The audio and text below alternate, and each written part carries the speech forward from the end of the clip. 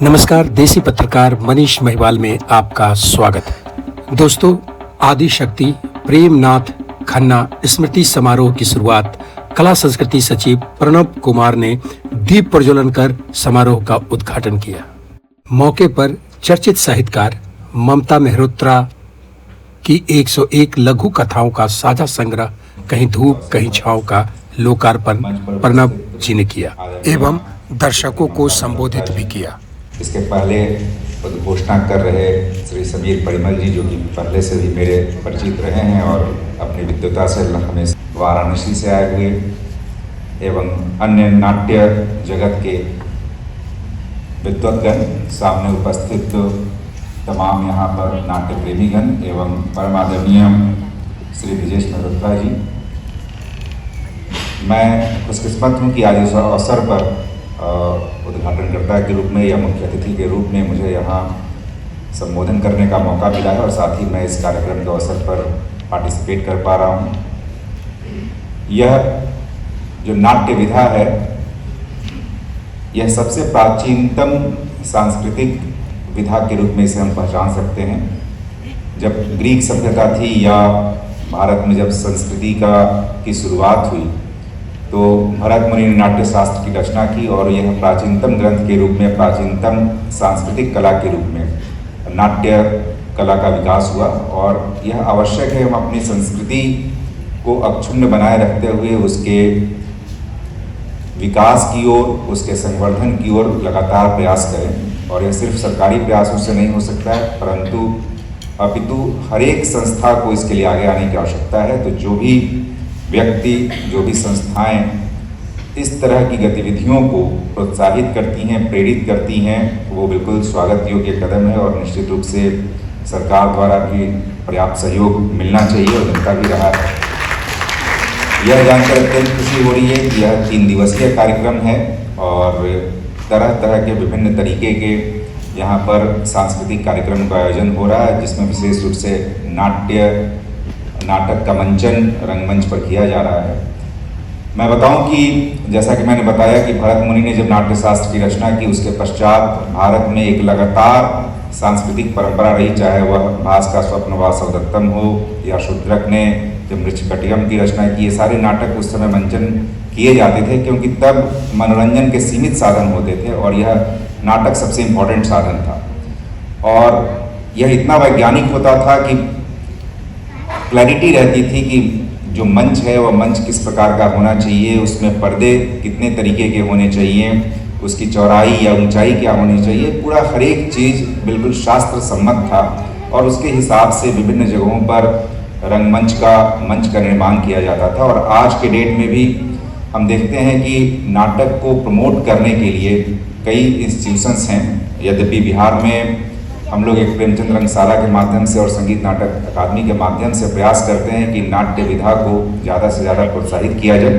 तथापि एक यह कमी जरूर हम लोग महसूस कर रहे हैं कि बिहार में नाट्य के क्षेत्र में प्रशिक्षण देने के लिए संस्थाओं की कमी है। और इसके लिए सरकार के स्तर से भी लगातार प्रयास किया जा रहा है कि जिस तरह से नेशनल स्कूल ऑफ ड्रामा है, उसी का कोई अनुषंगी इकाई बिहार में भी खोली जाए, उसके लिए भी प्रयास लगातार जारी है।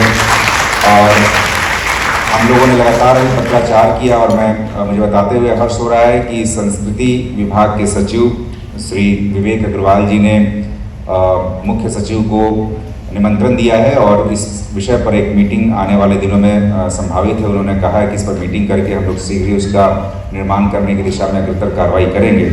इसके साथ ही साथ बिहार सरकार भी चाह रही है कि नाट्य और फिल्म दोनों को लेकर के एक इंस्टीट्यूट का निर्माण किया जाए, उस पर हम लोग लगातार प्रयत्नशील रहेंगे।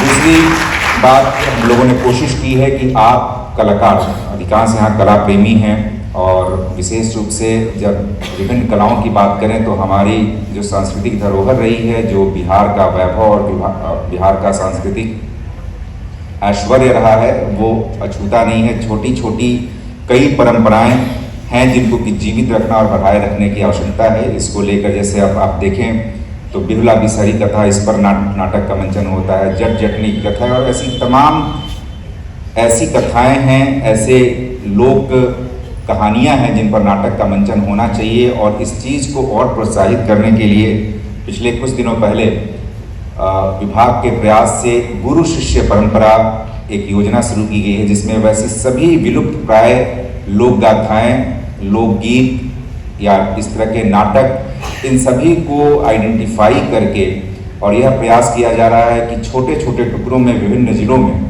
वैसे गुरुओं को और वैसे बच्चों को चिन्हित किया जाए जो कि उस विधा में ट्रेनिंग दे सकते हैं, और वैसे बच्चे जो उस विधा में ट्रेनिंग ले सकते हैं। शिक्षकों की पहचान और छात्रों की पहचान कर 8-8 के ग्रुप में उनको विशेष रूप से प्रशिक्षित करने के लिए कैबिनेट ने ये एक नई नीति जारी की है। तो आप लोग को साझा करते हुए मुझे खुशी हो रही है।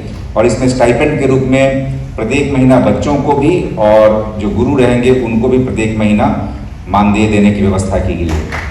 और इसके साथ ही साथ कलाकारों के लिए भी पेंशन योजना की शुरुआत हाल ही में की गई है, जिसमें कि वैसे सभी कलाकार जिन्होंने 50 वर्ष से अधिक की उम्र पूरा की है और कला के क्षेत्र में लगातार अपना समर्पण दिया है, योगदान दिया है, उनकी भावनाओं को और उनके द्वारा जो की गई जो योगदान किया गया है उसको चिन्हित किया जाए, उसको प्रशस्ति प्रदान की जाए। इसको लेकर के ये एक योजना शुरू की गई जिसमें 3,000 रुपये महीना के माध्यम से उनको सम्मानित करने की भी योजना है। तो ये तमाम तरह की चीज़ें चल रही हैं, लेकिन साथ ही साथ ये आवश्यक है कि पूरे जन समुदाय में भी वैसी अपनी सभी कलाओं को पुनर्जीवित करने की और संरक्षित करने की भावना का विकास हमारे बीच में होना चाहिए। और ये तभी संभव है जब आम आवाम इससे जुड़ सकेगा।